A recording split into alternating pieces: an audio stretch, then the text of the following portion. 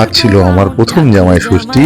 আর এই জামাই ষষ্ঠীর সকালে ঘুম থেকে উঠে স্নান করে সোজা চলে গেলাম বাজারে। সেখান থেকে নিয়ে এলাম কিছু ফল, লিচু, আম। তারপরে শ্বশুর মশাইয়ের জন্য কিছু কেনাকাটা করলাম, শাশুড়ির জন্য কিছু কেনাকাটা করলাম। বাড়িতে এসে ফ্রেশ হয়ে পাঞ্জাবি ঠাঞ্জাবি পরে সাথে বউকে নিয়ে সোজা বেরিয়ে পড়লাম শ্বশুর বাড়ির উদ্দেশ্যে। আর শ্বশুর বাড়ি কোথায়? আমার পাড়ার ঠিক রাস্তার মাথাতেই। সেখানে গিয়ে দেখি শাশুড়ি কত কি আয়োজন করেছে।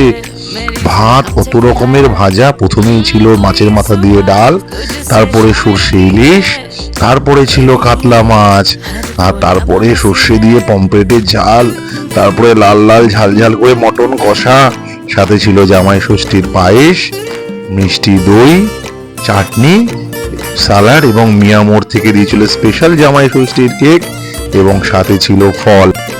তারপরেই ছিল আশীর্বাদের পালা, এবং তারপরে সমস্ত কিছু খেয়ে তো আমার অবস্থা একদম খারাপ। তোমাদের জামাই ষষ্ঠী কেমন কাটলো সবাই কিন্তু জানিও।